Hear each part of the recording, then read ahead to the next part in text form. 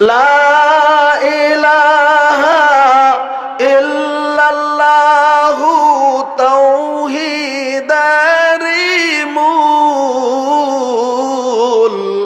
মুহাম্মাদুর রাসূলুল্লাহ আল্লাহর মাকবুল। এবার শোনেন, মানুষ যখন গোরে যাবে, গোর চেনেন? গোর কবর, কবর।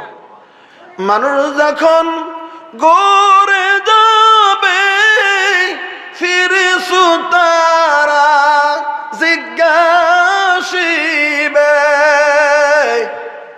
মানুষ যখন গোরে যাবে ফিরিস্তারা জিজ্ঞাসিবে। কেসিলেন রব তোমার, কেসিলেন রব তোমার, কেসিলেন রাসূল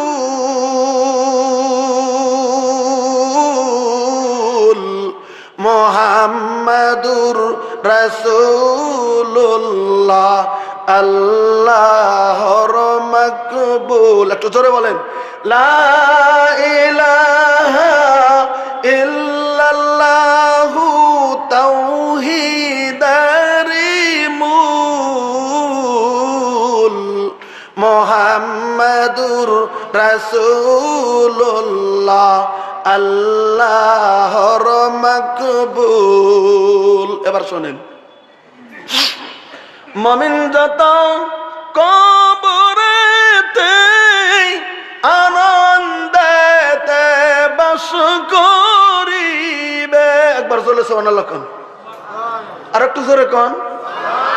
মুমিনরা কবরে আনন্দে থাকবে, সুবহানাল্লাহ কবেন না? মুমিন যত কবরেতে আনন্দেতে বাস করিবে, কিন্তু বেদিনেরা হায় হায় করবে, বেদিনেরা হায় হায় করবে, পাবে না সে কুল মুহাম্মাদুর রাসূলুল্লাহ আল্লাহর মাকবুল। একটু জোরে, লা ইলাহা ইল্লাল্লাহু তাওহীদারি মূল মুহাম্মাদুর রাসূলুল্লাহ আল্লাহর মাকবুল। শেষ পায়ার, বেদিন যত কবরেতে শাস্তি পাবে মাটির চাপে, বেদিন যত কবরেতে শাস্তি পাবে মাটির চাপে, কিন্তু মুমিনেরা উত্তর দিবে, মুমিনেরা উত্তর দিবে, হবে না গো ভুল মুহাম্মাদুর রাসূলুল্লাহ আল্লাহর মাকবুল। লা ইলাহা ইল্লাল্লাহু তাওহীদারি মূল মুহাম্মাদুর রাসূলুল্লাহ আল্লাহর মাকবুল। এই কালিমার দামের কথা বলতে চাইছিলাম আপনাদের কাছে। এই শুধু সামান্য একটা কালিমাই পৃথিবীর জমিনের মানুষকে আল্লাহ রাব্বুল আলামিন জান্নাতের দিকে টেনে নিয়ে যায়। বলবেন কেন গো? আমি একটা গল্প, এবার ইতিহাস শোনাচ্ছি বুখারী শরীফ থেকে।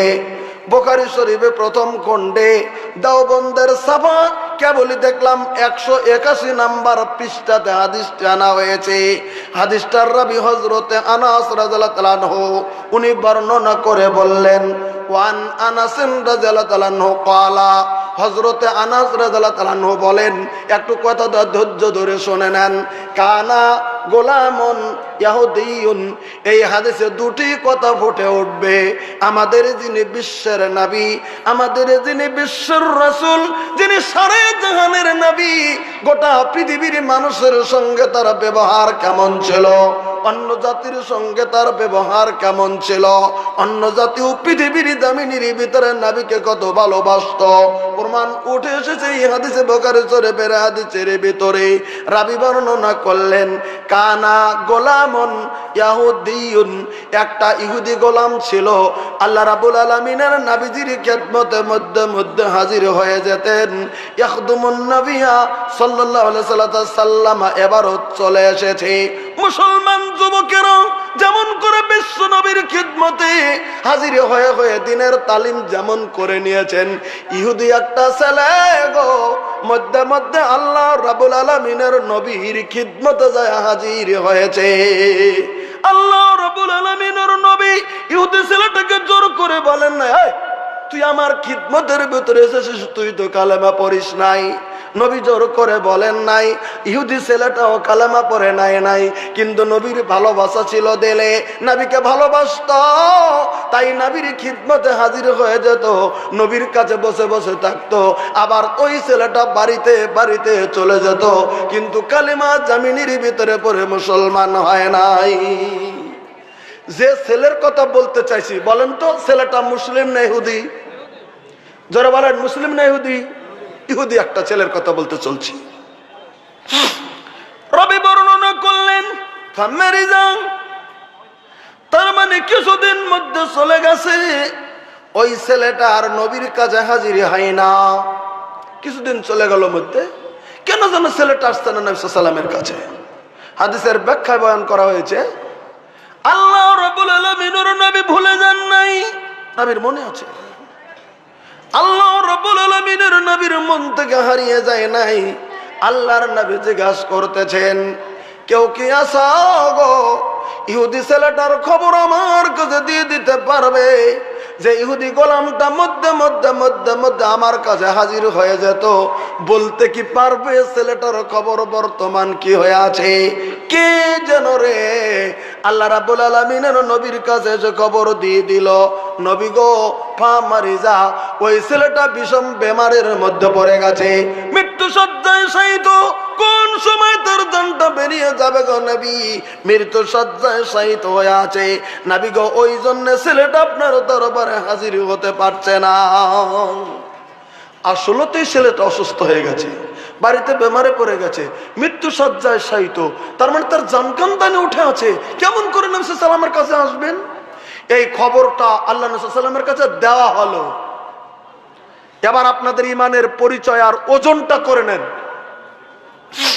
আমরা অনেক ছেলে আছি আজকে পৃথিবীতে, বাড়িতে বাবা যদি অসুখ হয়ে যায়, তাও বাবার অসুখের খবর ভালো করে নেই না। বলেন এরকম আমরা যুবক আছি না নাই?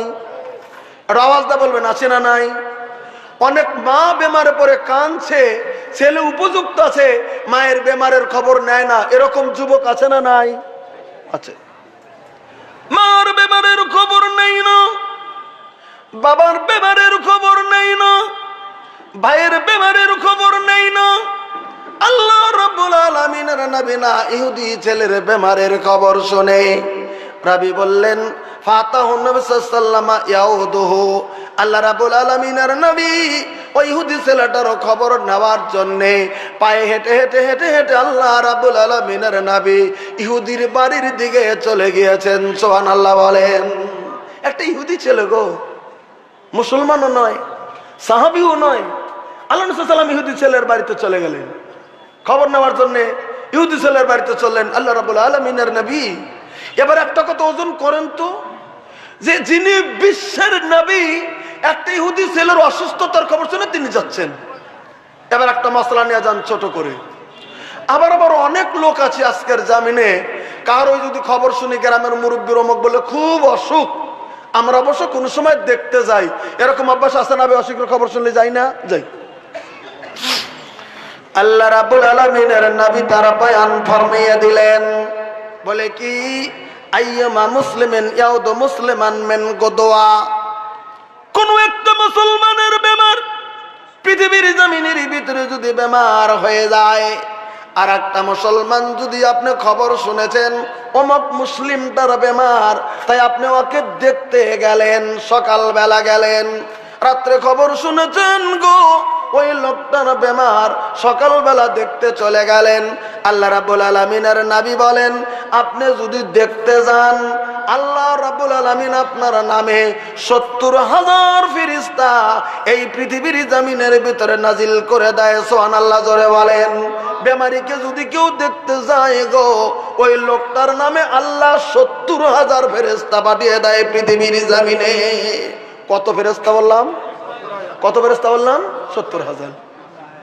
আল্লাহ রাব্বুল আলামিনের নবী ইল্লা সাল্লা আলাইহি ৭০,০০০ মালাকান শব্দ হাদিসে, তিরমিজিতে সহিহ হাদিস, ৭০,০০০ ফেরেশতা এই লোকটার নামে আল্লাহ পৃথিবীতে পাঠিয়ে দেয়। যতক্ষণ পর্যন্ত সন্ধ্যা হয়নি এতক্ষণ পর্যন্ত ৭০,০০০ ফেরেশতা দোয়া করে থাকবে, আল্লাহ গো, ইনু তোমার বান্দা আর তোমার বান্দাকে দেখতে গেছে, এই লোকটার জীবনের গুনাহ মাফ করো, জীবনের গুনাহ মাফ করো, জীবনের গুনাহ মাফ করো। তাহলে কেউ যদি রোগী মানুষটাকে দেখতে যায়, ওই লোকটার লাভ না লোকসান? জোরে বলেন, আরো জোরে বলেন, লাভ না লোকসান? লাভ। কারণ ৭০,০০০ ফেরেশতা রোগীকে দেখতে গেলে যে যাবে তার জন্য মাগফিরাতের দোয়া করবে ৭০,০০০ ফেরেশতা সারা দিন। আর যদি নিজের বাপ মার রোগের খবর নেওয়া যায় তাহলে আরো কত লাভ, এটার তো কোনো খবরই নাই। এবার আসেন, আল্লাহ রাব্বুল আলামিনের নবী ইহুদি ছেলেটাকে দেখতে চলে গেলেন। যাইয়া এবার অনুমতি নিয়ে আল্লাহ রাব্বুল আলামিনের নবী ইহুদির বাড়ির ভিতরে প্রবেশ করেছে। একটা ছোট্ট মশলা বলে দিই সঙ্গে সঙ্গে। আচ্ছা ভাই, অভ্যাস আছে কি আমাদের মধ্যে, খালার বাড়িতে যাব, মামার বাড়িতে যাব, চাচার বাড়িতে যাব, ফুফুর বাড়িতে যাব, আমি যাওয়ার আগে ওই বাড়ির ঘরের দরজাতে আগে লক করি বা ডাক দেই বা তাকে আওয়াজ দেই বা সালাম দেই, যদি অনুমতি দেয় যাই, অনুমতি না দিলে যাই না। এরকম অভ্যাস কি আমাদের আছে? গলার আওয়াজ দেওয়ার আছে? নাই। আজকে কোনো বাড়িতে যেতে চাইলে আমরা গলার আওয়াজ দেই না, হুপ হুপ করে ঢুকে গেলাম। কার বাড়ি? খালার বাড়ি, গলার আওয়াজ কেন দিতে হবে? এটা কার বাড়ি? ফুফুর বাড়ি, ঢুকে গেলাম এমনি। এটা কার বাড়ি? চাচার বাড়ি, ঢুকে গেলাম এমনি। না, শরীয়তে এটা অ্যালাউ করে না। খুব ভালো করে এই মশলাটা বুঝে নেবেন। এটা হচ্ছে কোরআনে কারিম, আমাদের ইসলামের সংবিধান পবিত্র কোরআনে কারিম, আমাদের চলার সংবিধান পবিত্র কোরআনে কারিম, আমাদের ব্যবহারের সংবিধান পবিত্র কোরআনে কারিম, আমাদের জীবন গড়ার সংবিধান পবিত্র কোরআনে কারিম, আমাদের জান্নাতে যাওয়ার সংবিধান পবিত্র কোরআনে কারিম। আমরা যদি অন্যায় করি জাহান্নামে নিয়ে যাবে কোরআনে কারিম তারা বয়ান ফরমিয়ে দিয়েছেন। আর এই কোরআনে কারিম গোটা পৃথিবীর মুসলমানের জন্য একটা আইন পাস করে দিয়েছে। প্রশ্ন যদি করেন আইনটা কি, এবার দেখে নেন কোরআনে কারিম থেকে। আল্লাহ রাব্বুল আলামিন বলে দিলেন, ইয়া আইয়ুহাল্লাযীনা আমানু লা তাদখুলু বুয়ুতান গায়রা বুয়ুতিকুম হাত্তা তাস্তানিসু ওয়া তুসাল্লিমু আলা আহলিহা। পৃথিবীতে যদি কোনো আমল করতে পারেন না, চাচা এই যে চাচা যান, এই যে চাচা, এই যে চাচা, আপনার অসুবিধা হয়েছে, মাফ চাই, একটু করছেন, আপনি দাঁড়িয়ে এলাম। কোরআনের কথা বলতেছি, আমি কি কোনো গল্প করতেছি? একটা কথা আপনাদের, আমি কথাটা বুঝি না, আমি এই কথাটাই বুঝি না। আমি পশ্চিমবাংলার সারা জীবনে বুঝাতে পারলাম না। কাচ্চা কাহিনী খুব আপনারা বসে থাকে শোনেন। যখনই কোরআন হাতে চালান শয়তান কি এরকম করে টান মারে নাকি? হ্যাঁ, কোরআন শুনলেন নাকি হবে না গুনাহ হবে? জোরে বলেন। কোরআন শুনলেন নাকি হবে না গুনাহ হবে? জোরে বলেন। হাদিস শুনলে গুনাহ হবে না? আপনাদের এখানে মুহাদ্দিস 50টা বসিয়ে দেন, আমি আলোচনা করবো। কেবল বুখারী শরীফ দেখে এসেছি, মুহাদ্দিস বসে আছে, একটা ইবারত ভুল বলে আমাকে আপনারা পেটেন, কিন্তু আমার কথা না শোনেন। আমি এটা চাইছি, এই পিছনে যারা আছে আইগাছে একটু, ভাই এই ছোট ভাই একটা আইগাছে, বাস্তে আইসো আইসো আইগো আইগো আইসো একটা আইগো। কিছুই বুঝি না কারণটা। আমি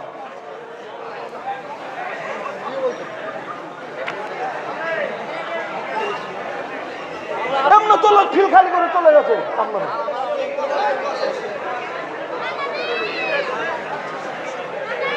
এতদিন একটা কারণ দিতেন, এতদিন একটা কারণ বলতেন, মোনার সাহেবের ভাষা বুঝি না ওই জন্য চলে গেছি। এখন কি বুঝতে অসুবিধা হয়েছে? এখন বুঝতে অসুবিধা হয়েছে না।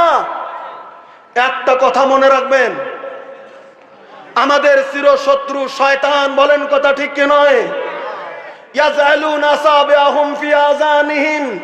আল্লাহ রাব্বুল আলামিনের নবী যখন কোরআন তেলাওয়াত করতেন, সাহাবা কেরামকে বুঝাতেন, বেঈমানরা কানের ভিতরে আঙ্গুল দিয়ে ঢুকে থাকতেন, কোরআন শুনতে দিতেন না। এই কোরআনের মিশন যখন চালিয়েছিল বিশ্বনবী সাল্লাল্লাহু আলাইহি ওয়াসাল্লাম, এই পৃথিবীর সবথেকে বড় শত্রু আবু জেহেলের দলের একটা লোক ছিল, তার নাম নজর ইবনে হারেসা। কথাটা ভালো করে বুঝে নেবেন, কোরআন থেকে সূরা লোকমান থেকে আপনাদের কথাটা আগে বুঝিয়ে দিয়ে নিচ্ছি, ভালো করে বুঝে নেন। আল্লাহ রাব্বুল আলামিনের নবীর শত্রু, আল্লাহর শত্রু, তার নাম ছিল নজর ইবনে হারেসা। তিনি তখন বলল মুহাম্মদ সাল্লাল্লাহু আলাইহি ওয়াসাল্লামের কোরআনের মিশনকে বন্ধ করতে হবে। আবু জেহেল, আবু লাহাব, উতবা, সাইবা তাদেরকে না মাশওয়ারা করলো, কোটি টাকা দিয়ে যাবে মুহাম্মদের কোরআনের মিশন বন্ধ করব, কারণ কোরআনের বললে জুর করে মানুষ তার দিকে ঝুঁকে যায়, এটাকে বন্ধ করতে হবে। তাই তিনি চলে গেল ইয়ামানের বাজারে। ইয়ামানের বাজারে যায় একটা লেওয়ান্ডি কিনলো, সব থেকে যে ন্যাংটা। তার মানে বর্তমান জগতে ওগুলো কিছু বের হচ্ছে, বাংলাদেশ থেকে দেখতে পারবেন কোন সময় ফেসবুকে হঠাৎ অনলাইন চলে আসে, ওরকম আধা উলঙ্গ মহিলারা ড্যান্স করে জামিনের ভিতরে, ফেসবুকে বর্তমানে আউট ভাইরাল করে দিচ্ছে এই জিনিসগুলো। একটা কথা হলেই আপনাদেরকে বুঝিয়ে দিতে চাইছি, তখন চলে গেল ইয়ামানের বাজারে, আর বলে এই বাজারের মধ্যে কে আসিস, কোন লাওয়ান্ডে আসিস, কোন দাসে আসিস, সব থেকে উলঙ্গ হয়ে ড্যান্স করতে পারবি, বেশি টাকা দা কিনে নেব। একটা মহিলার খুব হাউট ছিল, ন্যাংটা হয়ে নাচর, ও বললো আমি পারবো, বলে তাহলে তুই চল। নিয়ে আসলো কিনে মক্কার মাটিতে। আল্লাহ সাল্লামের কোরআনের মিশন চালাচ্ছে, আর নজর ইবনে হারেসা ওই ন্যাংটা মেয়ের নাচ চালাচ্ছে। কিছুগুলো মানুষের ইমান ছিল, ইমানের দিকে দুর্বল, আবার ওই দিকে কিছু পাতল, ইমানের দিকে দুর্বল। তারা করছে কি, জালসায় শোনে, কিছু সময় শোনে, যেতে আবার কয় তাহলে একটু নাচ নাও দেখে যায়। এরকম কিছু খাসলতা বিভিন্ন মানুষের বিভিন্ন। ইংরেজিতে একটা কথা আছে, মেনি ম্যান মেনি মাইন্ড। বিভিন্ন মানুষের বিভিন্নতার প্রবণতা, বিভিন্ন মাইন্ড। জালসা যদি একবার শুনলাম, তাহলে এখানে যদি গান হচ্ছে একটু দেখে যাই। আল্লাহ রাব্বুল আলামিন আয়াত নাজিল করে দিলেন, কোরআন খুলুন সূরা লোকমানের ভিতরে। আমিনান নাস মাইয়াশতারি, আল্লাহ রাব্বুল আলামিন বলে দিলেন, যারা পৃথিবীর জমিনের ভিতরে খরিদ করে, লাহওয়াল হাদিস, যারা পৃথিবীর জমিনের ভিতরে গান বাদ্য বাজনার যন্ত্রগুলি জমিনের ভিতরে কিনে নাই, ওই সমস্ত নাচনেওয়ালা যারা কিনে নাই, ওই সমস্ত ঢুমুর যারা কেনে, ওই সমস্ত বাজনা যারা কেনে, ওই সমস্ত গান বাদ্য বাজনা যারা কেনে, যাদের অন্তরের ভিতরে গান বাদ্য বাজনা গুলি ভালো লাগে, আজকে তো ফিল্ড ফাঁকা হতো না, এখানে যদি একটা ড্যান্সার আনা হতো, ফজর পর্যন্ত যদি বেলা উঠে যেত, তাও মানুষের মনটা জামিনের ভিতরে ঘামতো না, কারণ একটার পর একটা করে ড্যান্স দিয়ে জমিনের ভিতরে জেগে থাকতেন। কিন্তু না না না, ওই ড্যান্স দেখে যে চোখ দিয়ে দেখেছেন, ওই চোখে আপনাকে জাহান্নামের দিকে ঠেলে নিয়ে যাবে। আর আজকের বইটুকে কত বলে দিচ্ছি, হাদিস সহিহ থেকে বলে দিচ্ছি, যে কটা লোক বসে আছেন আজকের জামিনে, কি জানি গো, জাহান্নামের একটা আয়াত আপনি শুনবেন, করোনার একটা কথা শুনবেন, চোখের এক ফোঁটা পানি জমিনে যদি পড়ে যায়, আল্লাহ রাব্বুল আলামিন আর নবী সাল্লাল্লাহু আলাইহি ওয়াসাল্লাম বলেছেন, সালাসাতুন লা তারা আয়ুনিহুমুন নার, তিন কিসমের চক্ষু কোনদিন জাহান্নাম দেখবে না, জাহান্নাম না দেখেই তিন কিসমের চক্ষু গুলিন আল্লাহ রাব্বুল আলামিন ওই মানুষগুলিনকে জান্নাতে প্রবেশ করিয়ে দেবেন। নারে তাকবীর। প্রশ্ন যদি করেন কোন কোন তিন কিসমের চক্ষু, এক নম্বরে নবী বললেন আইনুন হারাসাতুন সাবিলিল্লাহ, তিন কিসমের ভিতরে এক নম্বরে হলো যে চোখটা নাকি সারাটি রাত্রি আল্লাহ রাব্বুল আলামিনের রাস্তাতে জমিনের ভিতরে পহরা দিয়ে দেয়। আরামের ঘুমকে হারাম করেছে, আল্লাহর রাস্তায় পহরা দেয় জমিনের ভিতরে, আমরা খেয়াল করি নাই। আল্লাহ রাব্বুল আলামিনের নবী যখন জিহাদের ময়দানের জন্য যখন ডাক দিয়ে দিতে, খেয়াল কি করেছে গো, নবীর ডাকে সারা দিয়ে সাহাবা কেরাম ময়দানের ভিতরে কেমন করে চলে গেছেন। আজকে আমাদের খেয়ালগুলি জমিনের ইতিহাস পড়ে না, আমরা জানি না। আমি সামান্য সময় দুটি কথা বলে দিচ্ছি, শুনে নেন। আপনারা জানেন আল্লাহ রাব্বুল আলামিনের নবী হিজরত করে মক্কা থেকে যখন মদিনাতুল মুনাওয়ারাতে গেলেন, মদিনায় যাওয়ার পরে সর্বপ্রথম বিরাট বিরাট দুটো জিহাদ হয়েছিল, দুটো যুদ্ধ হয়েছিল। একটা যুদ্ধের নাম বদরের যুদ্ধ, আর একটা যুদ্ধের নাম উহুদের যুদ্ধ, বলেন কথা ঠিক কিনা? নাম শুনেছেন? বদরের কথা বলতে চাই না, আমার ভাষা বুঝতেছেন? বদরের কথা বলতে চাই না, উহুদের কথা বলতে চাই। উহুদের যুদ্ধের ভিতরে একজন নয়, দুইজন নয়, আমাদের মর্তবালা সাহাবী 70 জন সাহাবী উহুদের ময়দানে শহীদ হয়ে যায়। কয়জন শহীদ হয়েছে? জোরে বলেন কয়জন? 70 জন সাহাবী শহীদ হয়েছে। তার ভিতরে এমন একজন সাহাবী শহীদ হয়েছেন, তিনি ছিলেন আল্লাহ রাব্বুল আলামিনের নবীর কলিজার টুকরা, তিনি ছিলেন হযরত হামজা রাদিয়াল্লাহু তাআলা আনহু। ইতিহাস পড়েন না, ইসলামের জন্য সময় দিতে চান না, কোরআনের জন্য সময় দিতে চান না, সাহাবীদের জন্য সময় দিতে চান না, কিন্তু ইসলামটা কেমন করে এসেছে জমিনের ভিতরে। হযরত হামজা রাদিয়াল্লাহু তাআলা আনহু জানাকে শহীদ করেছিলেন একজন দুশমন তখন ছিল, তার নাম ছিল জমিনের ভিতরে ওয়াহশী। ওয়াহশী নামে একটা মক্কার ভিতরে মানুষ ছিল, কুরাইশদের একজন গোলাম ছিল ওয়াহশী। ওয়াহশী নামে গোলাম হযরত হামজা রাদিয়াল্লাহু তাআলা আনহুকে শহীদ করেছিল। বলবেন কেমন করে শহীদ করে দিল? ওয়াহশী পরবর্তী তার বয়ান অবশ্য মুসলমান হয়েছিল, ওই ওয়াহশী জমিনের ভিতরে বয়ান করেছিল, আমি ওয়াহশী, ইসলামের সাথে আমার কোনো দ্বন্দ্ব ছিল না, কোরআনের সাথে কোনো দ্বন্দ্ব আমার ছিল না, নবীর সাথে দ্বন্দ্ব ছিল না, আমি ছিলাম মক্কার একজন কুরাইশের বাড়ির আমি গোলাম ছিলাম। আমার নেতা আমাকে বলে দিয়েছিল, আমার যে বাড়িতে ছিলাম তিনি বলে দিয়েছিল, আমার মনিক ওয়াহশী রে, তুই যদিও বাহুদের ময়দানে নবীর চাচা হামজাকে যদি তুই শহীদ করে দিতে পারিস, আমি তোকে গোলাম থেকে তোকে মুক্তি দিয়ে দেব। ওয়াহশীর কথা হলো, আমার অন্য কোন দুশমনী আমার ছিল না, আমার একটাই নিশা ছিল, আমি নবীর চাচা হযরত হামজাকে আমি পৃথিবীর জমিন থেকে সরিয়ে দেব, হটিয়ে দেব। হযরত হামজা রাদিয়াল্লাহু তাআলা আনহু ওয়াহশী একটা গাছের আড়ালে দাঁড়িয়ে আছে, সম্মুখ থেকে আসেনি, কিতাব খোলেন, ইতিহাস খোলেন। হযরত হামজা রাদিয়াল্লাহু তাআলা আনহু একটা জঙ্গলের কিনা চুপচাপা রাস্তা দিয়ে যাচ্ছে, আর আড়ালে একটা বিরাট বড় ভালা নিয়ে বর্ষা নিয়ে পালিয়ে আছে ওয়াহশী। আল্লাহর নবীর চাচার তালাশ হয়ে গেছে। মাই গড, আল্লাহ রাব্বুল আলামিনের নবীর চাচা হযরত হামজা রাদিয়াল্লাহু তাআলা আনহু যখন চাপা রাস্তা দিয়ে যাচ্ছে, ওকে যেন দেখিয়ে দিয়েছে এটাই হচ্ছে বিশ্ব নবী সাল্লাল্লাহু আলাইহি ওয়াসাল্লামের চাচা হযরত হামজা।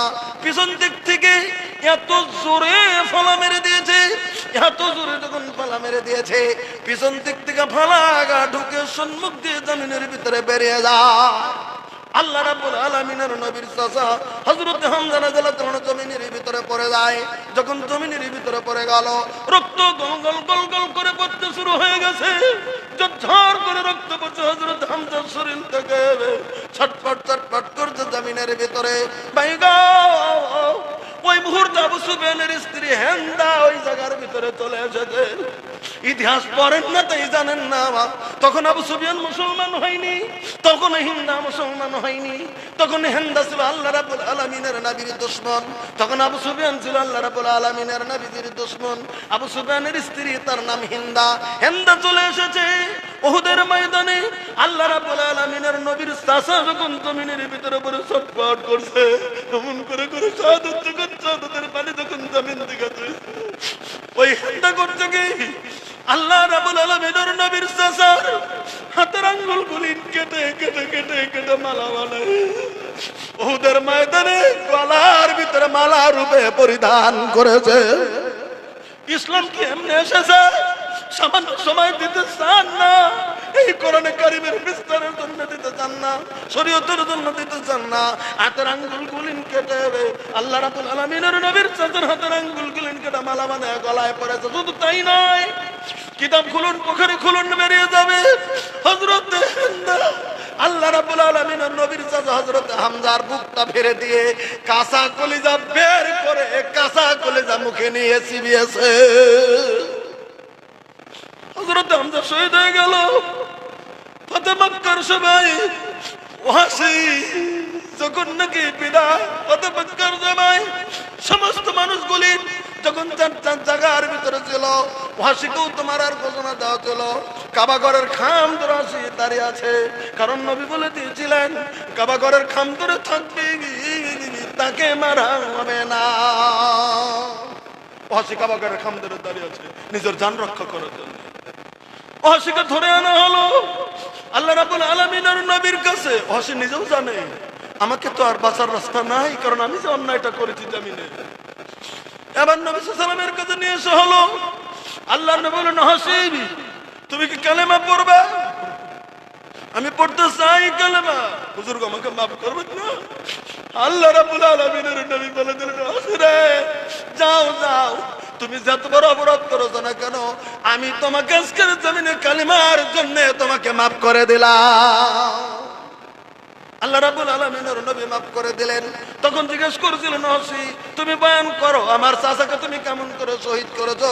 তখন এই ঘটনাগুলি বলেছিলেন। তাই আল্লাহ রাব্বুল আলামিনের নবী একটা কথা বলে দিয়েছিলেন, ওহাসি আমি তোমাকে মাফ করলাম, কিন্তু তোমাকে একটা ওসিয়ত করি, আমি নবী যতদিন বেঁচে থাকবো ওহাসি রে তুমি আমার চোখের সম্মুখে কোনোদিন হাজির হয় না, কারণ তুমি আমার চোখের সম্মুখে আসলে আমার চাচার ওই কৃতিচিহ্নটা আমার মনের ভিতরে আঘাত পেয়ে যায়।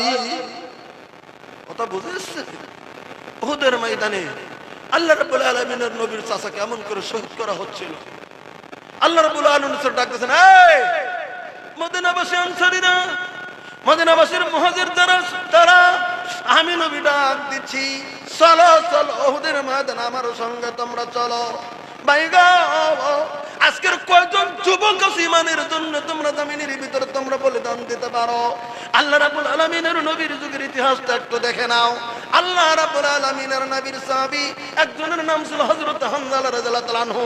কিতাবটা খোলেন মিশকাত শরীফ কাসিলাতুল মালাইকা শব্দটা জায়গার ভিতরে লেখা রয়েছে।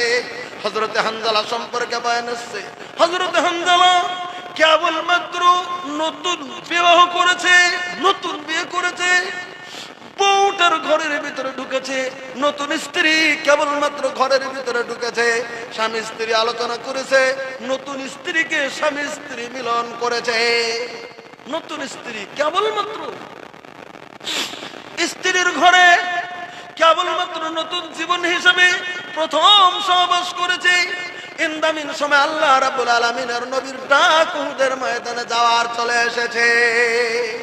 হযরত হামজালা রাদিয়াল্লাহু তাআলা জওয়ান টাটকা জওয়ান সাহাবী, কেবলমাত্র গোসল করবে, একটু রেস্ট করে গোসল করবে, বেরিয়েছে কাপড় হাতে নিয়ে, পানির জন্য পুকুরে বা পানির জন্য অপেক্ষা করছে, পানি নিয়ে কেবল গোসল করবে। ইনদামিন সময় নবী ডাক, যা কে আছো চলো। কাপড় সঙ্গে সঙ্গে ছেড়ে দিয়েছেন, না আমি গোসলই করব না।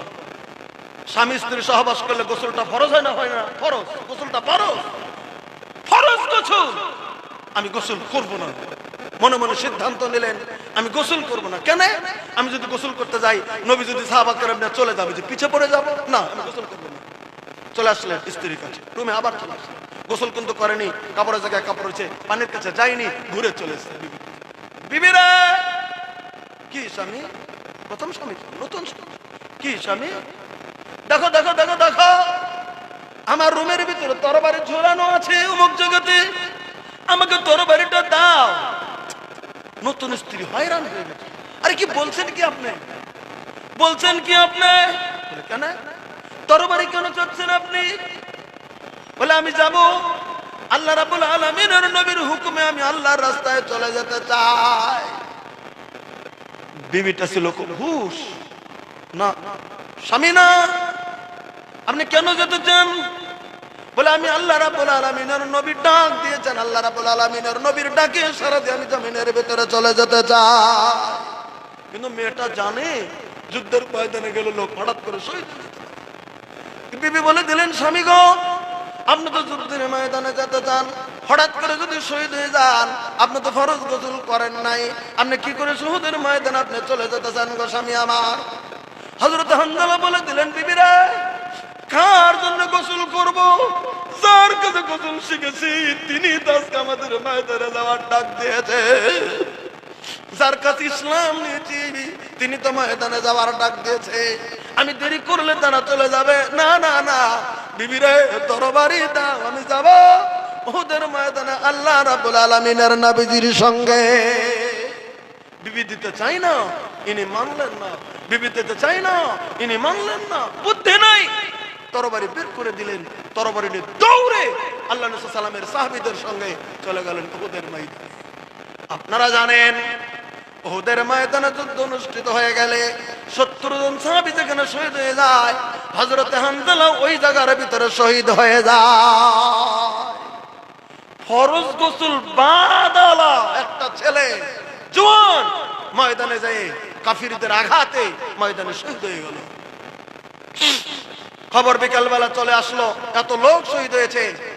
ময়দান থেকে লোক গুলিন করে মদিনার দিকে আসতে চলছে। কে কে শহীদ হয়েছে? মুখ শহীদ হয়েছে। কে যেন দৌড়ে এসে খবর দিয়েছে এই মেয়েটাকে, তোমার স্বামী, তোমার যে কালকে বিয়ে হলো, তোমার স্বামীটাও শহীদ হয়ে গেছে হযরত হামজালা। মেয়েটার অন্তরে খুব ঘুরবে করছে, হায় হায় আমার স্বামী তো জাহান্নামে যাবে। কেন?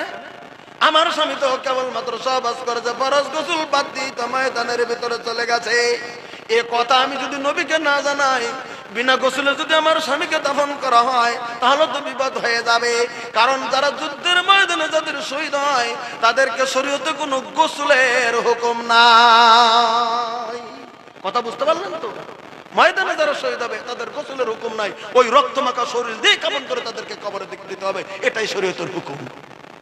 আমার ভাইরা, আল্লাহ রাব্বুল আলামিনের নবী সাহাবাদেরকে এলান করে দিয়েছেন, সাহাবীরা যাও যাও, এই ময়দানের ভিতরে যারা শহীদ হয়ে গেছে তাদের লাশগুলো নানো, জানাজা করে করে করে করে তোমরা দাফনের ব্যবস্থা করে দাও। হযরত আলী, হযরত আবু বকর সিদ্দিক রাদিয়াল্লাহু তাআলা এমন করে যারা মারতবা সাহাবী, তারা দৌড়ে দৌড়েছে মুসলিম লাশগুলিকে ওখান থেকে দাফন করার ব্যবস্থা শুরু করে দিয়েছে।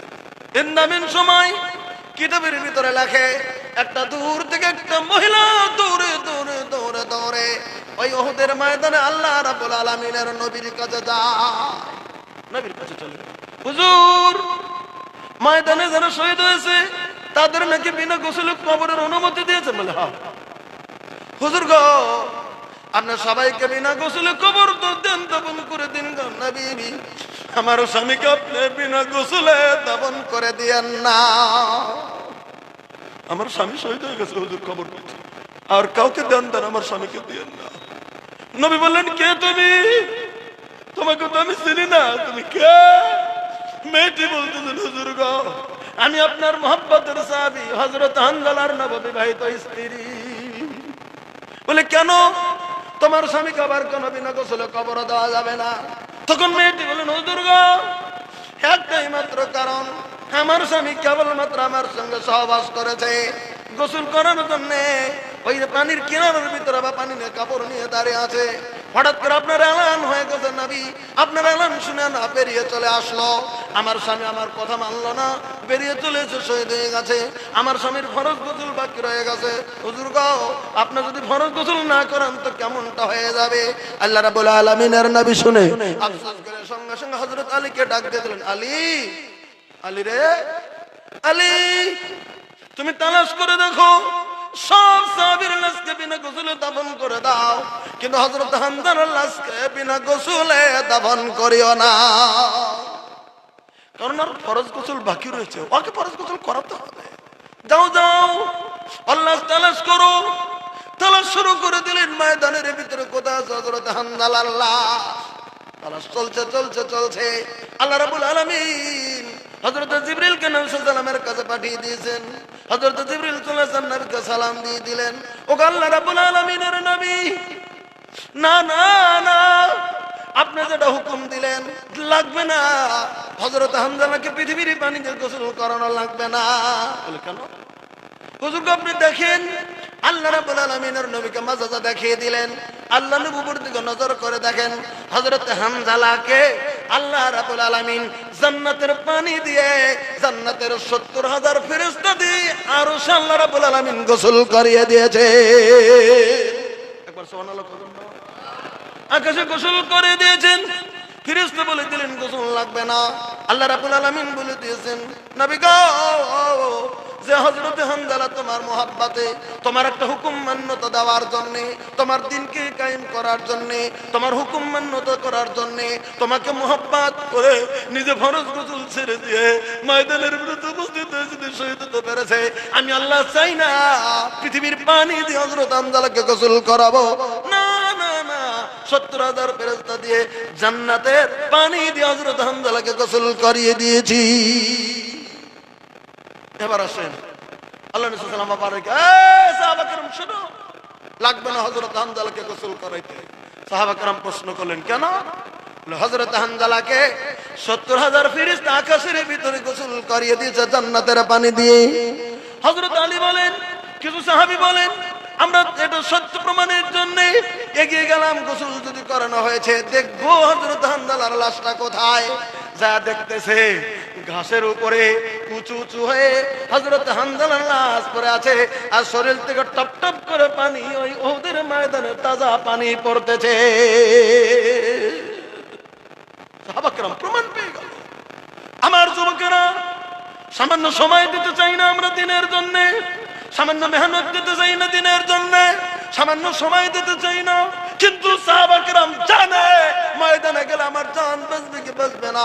আল্লাহ রাব্বুল আলামিনের হুকুমে তারা জমিনের ভিতরে ঝাঁপিয়ে পড়েছে, শুধু একটাই আশা, তারা জান্নাতের আশা। তারা চাইছে জান্নাত। যা, আপনাদেরকে আমি খুব কষ্ট দেব না, খুবই 10-5 মিনিটের মধ্যেই আমি ছেড়ে দেবো আপনাদেরকে, কষ্ট এই জন্য দেবো না, আপনারা কষ্ট পেয়েছেন আমি বুঝি। আমার ভাইরা, আমি তাই বলছিলাম একটা হাদিস কি, সালাসাতুন লা তারায়ুনহিমুন নার, 3 কিসিমের চক্ষু জাহান্নামের আগুন না দেখে আল্লাহ তাদেরকে জান্নাত দেবে। 1 নাম্বার বলছিলাম কি, যারা সারা রাত আল্লাহর রাস্তায় পহরা দেয়। 2 নম্বরে বললেন ওয়া আইনুন ফাকা আন খাশিয়াতিল্লাহ, ওই চক্ষু যে চক্ষু নাকি আল্লাহ রাব্বুল আলামিনের কথা মনে করে, জান্নাতের আশায় জাহান্নামের ভয়ে চোখের পানি ঝরঝর করে জমিনের ভিতরে ছেড়ে দেয়। আছেন কেউ এরকম কোন আল্লাহর বান্দা আছেন যে শেষ রাত্রি হয়ে গেল, বিছানা থেকে উঠে গেলেন, সুন্দর করে মেসক করে 2 রাকাত নফল নামাজ পড়লেন, 2 রাকাত তাহাজ্জুদ পড়লেন, পরে একটু মাবুদের দরবারে একটা হাতটা তুলে দিলেন, আল্লাহ গো, আল্লাহ আমি না তোমার বান্দা পৃথিবীর জমিনের ভিতরে, আমি তোমার বান্দা এই পৃথিবীর জমিনে তোমার কাছে হাত তুলেছে গো আল্লাহ, জাহান্নামের আগুন থেকে তুমি আমাকে মুক্ত করে দিও, তুমি মাবুদ আমার প্রতি তুমি রহম নাজিল করো, তুমি আল্লাহ আমাকে তুমি সহায় করো, তুমি আল্লাহ তোমার কাছে ভয় করতেছি গো আল্লাহ, আমি মরে গেলে কেমন করে থাকবো, কবরের আযাব তুমি আমাকে মুক্ত করে দিও। এমন করে চোখের পানি ঝরঝর করে যদি জমিনের ভিতরে ছেড়ে দিতে পারে, আইনুন বাকাতান খাশিয়াতিল্লাহ, আল্লাহর ভয়ে যার চোখের পানি জমিনের ভিতরে ঝরঝর করে পড়ে যায়, আল্লাহ রাব্বুল আলামিনের নবী বললেন ওই মানুষটার চক্ষু জাহান্নাম না দেখে লোকটা জান্নাতে চলে যাবে। নারায়ে তাকবীর। 3 নম্বরে একটা কথা বললেন, মনে মনে ভাববেন কি 3 নম্বরে, আইনুন কাফাত আন মাহারিমিল্লাহ, 3 নম্বরে ওই চক্ষু যে চক্ষু নাকি যেগুলিন দেখা শরীয়তে আল্লাহ রাব্বুল আলামিন হারাম ঘোষণা করে দিয়েছেন, যেগুলিন দেখা শরীয়তে হারাম, যেগুলিন দেখা শরীয়তে জায়েজ নয়, যেগুলিন দেখা ইসলামে নিষিদ্ধ করেছেন, আল্লাহ রাব্বুল আলামিনের কথা মনে করে, শরীয়তের কথা মনে করে, নবীর কথা মনে করে, ওই দিকে কোনো দিন যদি নজর করে নাই, আল্লাহ রাব্বুল আলামিনের নবী বলেন ওই কিসিমের চোখটা জাহান্নাম না দেখেই জান্নাতে যাবে। তাহলে সেই খাসলতের চোখ আমরা যদি বানাতে ডাইরেক্ট নাও পারি, অন্তত চেষ্টা তো করতে হবে, একটু মনটা তো নরম করতে হবে, কোন সময় মাবুদের দরবারে কাঁদতে হবে। আপনারা তো 2 রাকাত নামাজ পড়ে কোন সময় হাতটা তুলে কাঁদেন, একটু তো মনটা নরম করেন কোন সময়, যে যদি একটু যদি আল্লাহর কাছে কাঁদতে পারি, জাহান্নাম থেকে যদি মুক্তি পেতে পারি, আল্লাহ রাস্তায় যদি একটু চোখের পানি ফেলতে পারি, আল্লাহ যদি আমাদেরকে জান্নাত দেয়, এই চেষ্টা আমাদের করা দরকার। বলেন কথা ঠিক কি নয়? এবার আসুন, খালি হাসি তামতায় দিলটা কাটিয়ে দিলে হয় না। এবার পবিত্র কোরআনে কারীম আল্লাহ রাব্বুল আলামিন বলে দিয়েছেন পবিত্র কোরআনে কারীমে, ফালিয়াযহাকু কালিলাও ওয়ালিয়াবকু কাসীরা। জিজ্ঞাসা করে দেখুন উলামা কেরাম আছে, আল্লাহ রাব্বুল আলামিন বলেছেন ফালিয়াযহাকু কালিলা, তোমরা কম কম করে হাসো, ওয়ালিয়াবকু কাসীরা, বেশি বেশি করে ক্রন্দন করো। চোখের পানি যত ফেলবে তোমাদের দিলের রূহ তত সাফ হবে। সুবহানাল্লাহ জোরে বলেন। যত হাসি ঠাট্টা করবেন দিলটা তত মরে যাবে, যত হাসি ঠাট্টা করবেন আপনার ইমানের রোশনিটা তত হারিয়ে যাবে। আপনি যত হাসি মস্কাক করবেন, বানোয়াটি বানোয়াটি চার দোকানে কথা বলবেন, এরকম খাসলতের লোক বর্তমান বাড়িয়েছে। অজগবি বানোয়াটি কাহিনী হাস্যকর কথা বলে যারা, তাদের দিলটা জামিনের ভিতরে মুর্দা হয়ে যায়। ওই জন্য আমি আপনাদেরকে আহ্বান জানাবো, না, আমাদের দিলটা যেন তাজা থাকে, আল্লাহ যেন তাজা থাকার তৌফিক দেয়। আল্লাহ আমিন বলেন। একটা হাদিস বলে শেষ করছি আমি। আল্লাহ নবী সাল্লাল্লাহু আলাইহি সাল্লামের সাহাবী বর্ণনা করেছেন, নবী হযরত আয়েশা সিদ্দিকা রাদিয়াল্লাহু তাআলা, আজকে দেখলাম হাদিস বুখারী শরীফ যেটা দেওবন্দি ছাপা 187 পৃষ্ঠাতে এই হাদিসটি আনা হয়েছে। আল্লাহ রাব্বুল আলামিন আর নবী সাল্লাল্লাহু আলাইহি সাল্লাম বলেছেন, আল্লাহ রাব্বুল আলামিন রাসূল সাল্লামের সাহাবী হযরত আয়েশা, সাহাবীনী মহিলা হযরত আয়েশা সিদ্দিকা রাদিয়াল্লাহু আনহা নবীর স্ত্রী, আল্লাহ রাসূল সাল্লাম মদিনাতুল মুনাওয়ারাতে একটা যুবক ছেলে চলেছে আল্লাহ রাসূল সাল্লামের কাছে এসে বলতেছেন, ইয়া রাসূলুল্লাহ ইন্না উম্মি ইবতুলিতাত নাফসুহা, মানে বাপ আনছে হঠাৎ মৃত্যুর বাপ। কোন মানুষ হঠাৎ মারা যায়, কোন মানুষ হার্ট অ্যাটাক হয়ে মারা যায়, কোন মানুষ দম বন্ধ হয়ে মারা গেল, ভালো মানুষ হঠাৎ করে স্ট্রোক হয়ে মারা যায়, এরকম মানুষ যায় না, ওটা বাপ আনছে এনে বলছেন ইন্না উম্মি ইবতুলিতাত নাফসুহা। একটা যুবক চলেছে নবী সাল্লামের কাছে এসে বলছেন, হুজুর গো, আমার মা হঠাৎ করে মৃত্যু হয়ে গেল, ওয়া আযুন্নুহা, কিন্তু আমার ধারণা, আমি জানি নবী গো, লাউ তাকাল্লামাত, আমার মা যদি কথা বলতে পারতেন, লাতাসাদ্দাকাত, আমার মা অজস্র খয়রাত করতেন জমিনের ভিতরে, আমার মা আর অভ্যাস ছিল জমিনের ভিতরে, কিন্তু আমার মা হঠাৎ করে ইন্তেকাল হয়ে গেল। হুজুর, আপনার কাছে একটা মাসলা জানতে চাই, কি ফাহাল্লা আজরুন ইন তাসাদ্দাকতু,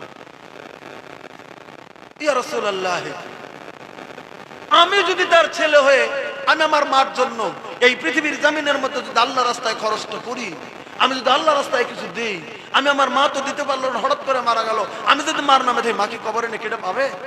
সহিহ বুখারীর ইবারত, আমি পৃষ্ঠা নাম্বার বলে দিলাম, প্রথম খন্ড 187 নাম্বার পৃষ্ঠাতে হাদিস।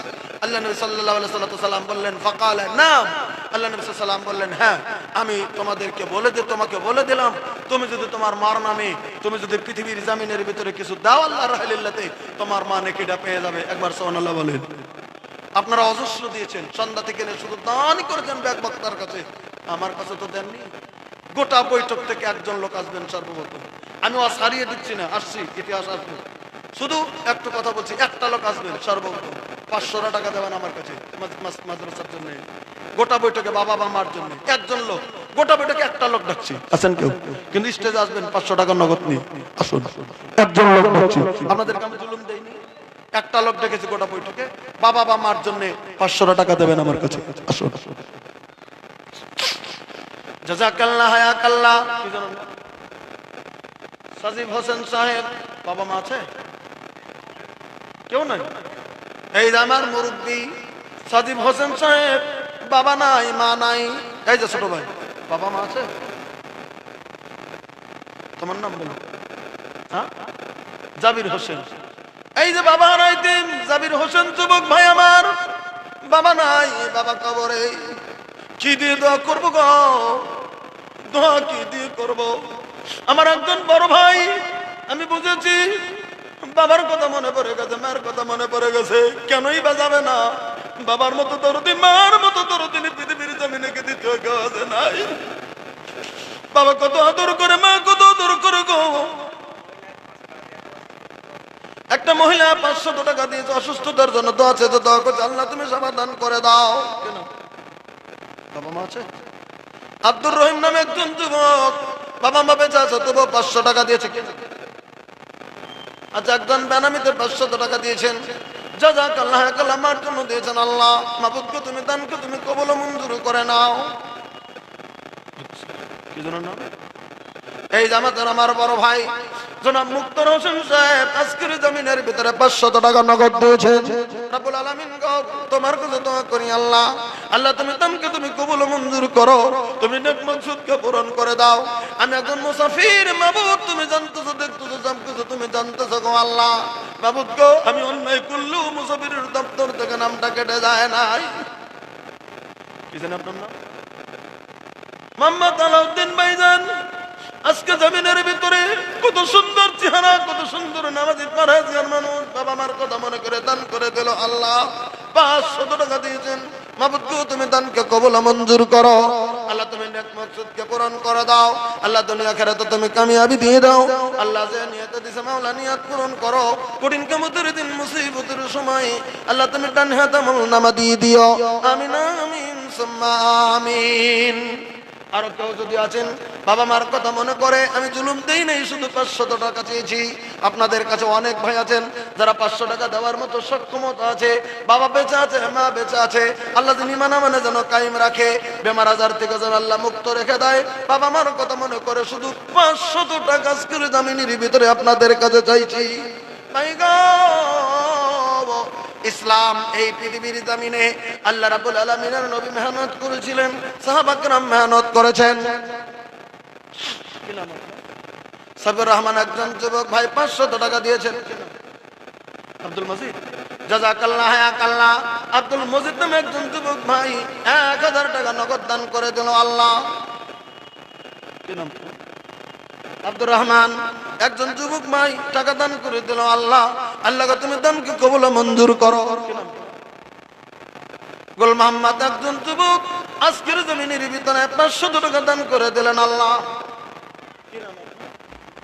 লেখেন নুরসেল আলম 1 মণ ধান দান করে দেবে। জাযাকাল্লাহ হায়াকাল্লাহ। আব্দুল মতিন ভুলকির 1500 টাকা দান করে দিলেন। আল্লাহ গো তুমি দয়া করে এই দান তোমার দরবারে তুমি কবুল মঞ্জুর করো। আল্লাহ তুমি নেক মকসুদকে পূরণ করে দাও, দুনিয়া আখিরাতে তুমি কামিয়াবি দিয়ে দাও। আল্লাহ যে নিয়ত দিয়েছে মাওলা জানে না, তুমি নিয়ত পূরণ করো। কঠিন কিয়ামতের দিন মুসিবতের সময় আর একটা ছেলে 200 টাকা দিয়েছে। আল্লাহ তুমি দানকে কবুল মঞ্জুর করো, নেক মকসুদকে পূরণ করো, দুনিয়া আখিরাতে তুমি কামিয়াবি দিয়ে দাও। এই পৃথিবীটা কিছু নয় ভাই। আমি একটা আসামেজ গজল বলছি, শুনে নেন। এসএমএস গজলটা শুনে নেন। কি জানেন না? মোহাম্মদ শাহজামাল আমার জন্য দান করে দিলেন, 500 টাকা দিলেন আল্লাহ। আল্লাহ গো তুমি দয়া করে দান তোমার দরবারে তুমি কবুল মঞ্জুর করো। কি নাম তোমার? আজমাউল। জাযাকাল্লাহ হায়াকাল্লাহ। আজমাউল নামে একজন যুবক 500 টাকা নগদ দান করে দিল। আল্লাহ গো তুমি দানকে কবুল মঞ্জুর করো, আল্লাহ নেক মকসুদকে পূরণ করে দাও। জাযাকাল্লাহ। আমার একজন ভাইজান 200 টাকা দিয়েছে। আল্লাহ তুমি দানকে কবুল মঞ্জুর করো, আমিন আমিন সুম্মা আমিন। এবার শুনেন না সুমে গজল। পৃথিবীটা যে কিছু নয় কবি বলেছেন।